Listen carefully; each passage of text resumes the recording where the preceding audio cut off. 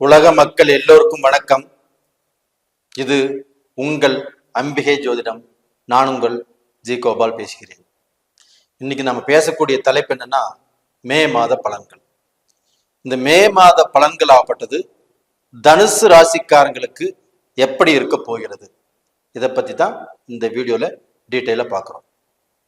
அப்ப தனுசு ராசிக்கு இந்த மாத கிரக அடைவுகள் எப்படி இருக்குன்னு பார்க்கலாம். மேசத்துல சூரிய பகவான், ரிஷபத்துல குரு பகவான், சுக்கிர பகவான், கன்னியில கேது பகவான், கும்பத்துல சனி பகவான், மீனத்துல ராகு பகவான், புதன் பகவான், செவ்வாய் பகவான். இது இந்த மாத கிரக அடைவுகள்.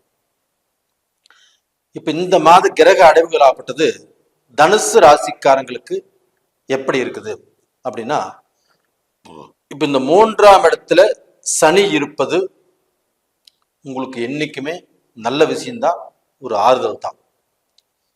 இது போக உங்களுக்கு 9ஆம் இடத்ததிபதி சூரிய பகவான் உச்சபலம் பெற்று உங்களுடைய ராசிக்கு 5ஆம் இடத்தில் இருப்பது மிக சிறந்த யோகம். தனுசு ராசிக்காரங்களே, கண்டிப்பாக உங்களுக்கு அற்புதமான யோகம். உங்களுடைய பாக்கியாதிபதி பஞ்சமஸ்தானத்தில உச்ச பலத்தோடு இருப்பது உங்களுக்கு மிக பெரிய பலம்.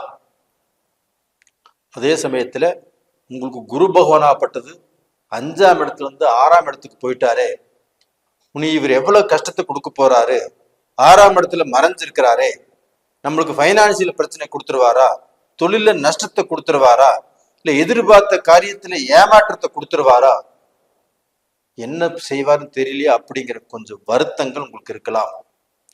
ஆனால் உங்களுடைய ராசிநாதன் 6ஆம் இடத்துக்கு போனாலும் சரி, 8ஆம் இடத்துக்கு போனாலும் சரி, 12ஆம் இடத்துக்கு போனாலும் சரி, அவர் ஆக்டிவா இருக்கிறாரு. அவரை பத்தி எந்த ஒரு கவலையும் பட வேண்டாம். அவர் 6ஆம் இடத்துக்கு போயிருந்தாலும் அவர் பார்க்கக்கூடிய பார்வை தான் உங்களுக்கு ரொம்ப முக்கியம்.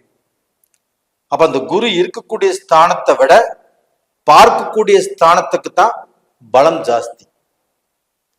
அப்ப அந்த குரு பகவானாப்பட்டது உங்களுடைய ராசிக்கு 10ஆம் இடத்தை பார்க்கிறாரு, 12ஆம் இடத்தை பார்க்கிறாரு, உங்களுடைய குடும்பஸ்தானத்தையும் 2ஆம் இடத்தையும் பார்க்கிறாரு.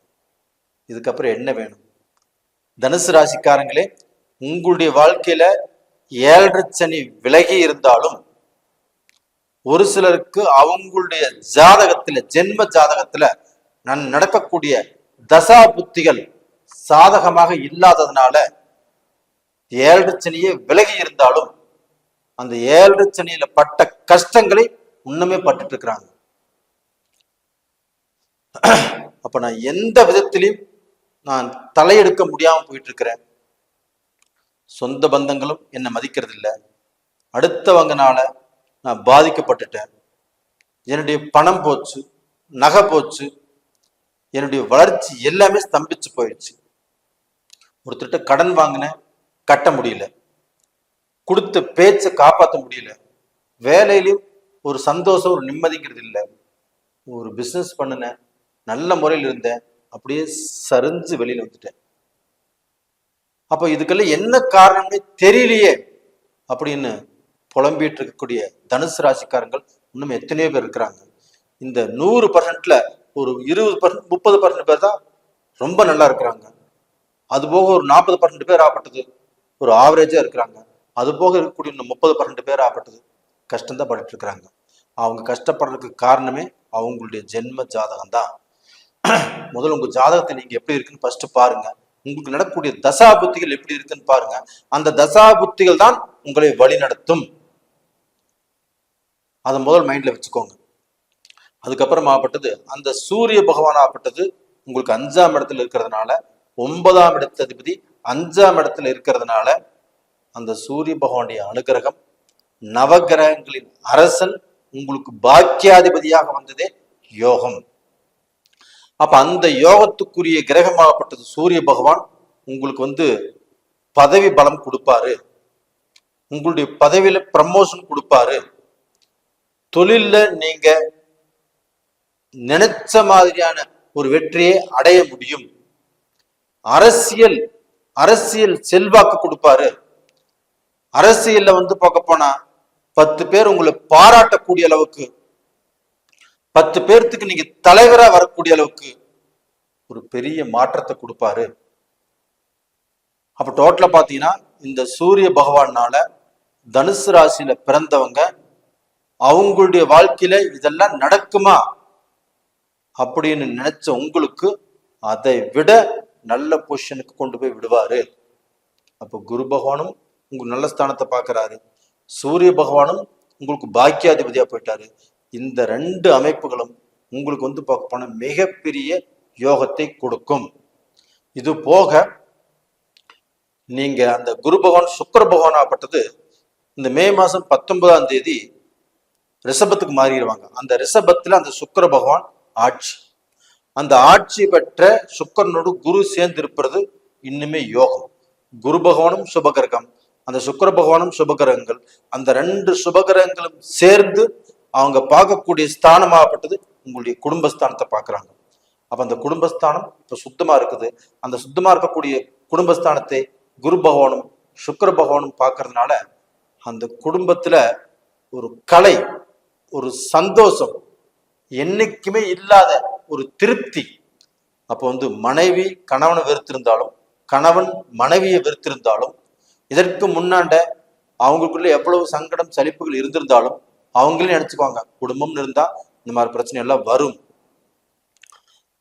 குடும்பம் இருந்தா இந்த மாதிரி பிரச்சனைகள் வரத்தான் செய்யும். அப்ப அது மாதிரி பார்க்க போனா அந்நியர்னால பிரச்சனை, அடுத்தவங்கனால பிரச்சனை, குடும்பத்துல பிரச்சனை, இதெல்லாமே வந்துதான் ஒரு நல்லது நடக்கும் அப்படின்னு அவங்க புரிஞ்சுக்கிட்டு இந்த வாழ்க்கையை உங்களுக்கு பார்க்க போன சந்தோஷமாக வாழ்வதற்குண்டான வாய்ப்பை ஏற்படுத்தி கொடுக்கும்.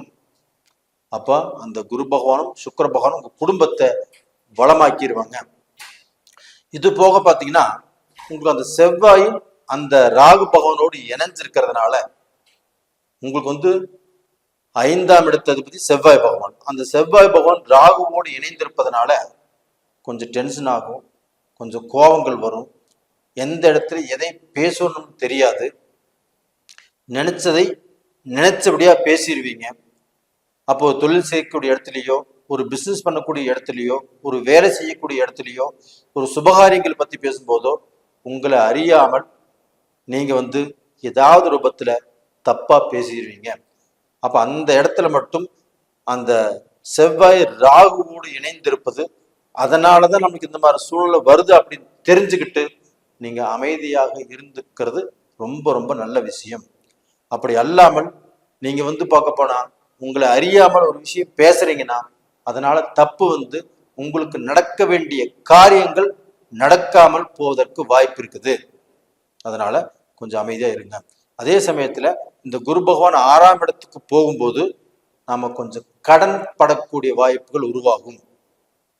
இப்ப கல்யாணம் ஆயிடுச்சு, உடனே நம்ம ஒரு கார் வாங்கணும்னு நினைப்போம், அது லோன்ல வாங்குவீங்க. கல்யாணம் ஆயிடுச்சு, நம்மளுக்கு வீடு இல்லை, ஒரு வீடு வாங்கணும்னு நினைப்போம், அதுவும் லோன்ல வாங்குவீங்க. கல்யாணம் ஆயிடுச்சு, நமக்கு ஜுவல்ஸ் வேணும்னு நினைப்போம், அது வாங்குவீங்க, அது லோன்ல வாங்குவீங்க. இது மாதிரி ஏதாவது ரூபத்துல கடன் உங்களை தேடி வரக்கூடிய வாய்ப்புகள் உருவாகும். அப்ப அந்த கடன் நம்ம படலாமா படக்கூடாதா, இதை இப்ப செய்யலாமா இல்ல தள்ளி போட்டு செய்யலாமா அப்படிங்கிறத முயற்சி பண்ணிக்கோங்க. அப்ப அந்த குரு 6ஆம் இடத்துக்கு போயிருந்தாலுமே இப்ப நம்ம இருக்கிறது கம்ஃபர்ட் ஜோன்ல இருக்கிறோம்.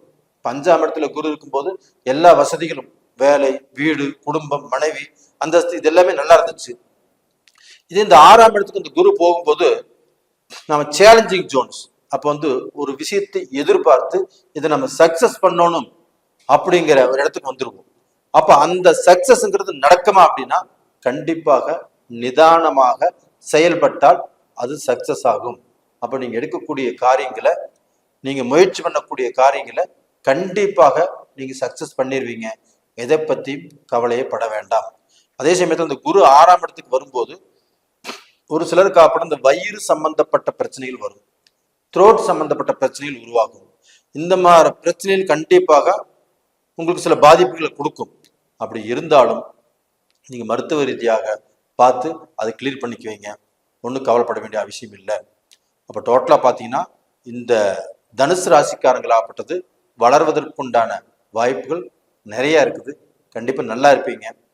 இந்த பதிவு உங்களுக்கு பிடிச்சிருக்குன்னு நினைக்கிறேன். பிடிச்சிருந்தா லைக் பண்ணுங்க, சப்ஸ்கிரைப் பண்ணுங்க, ஆல் அப்படிங்கிற பெல் பட்டனை பிரஸ் பண்ணிக்கோங்க. உங்களிடமிருந்து விடைபெறுவது உங்களின் ஜி கோபால். நன்றி, வணக்கம்.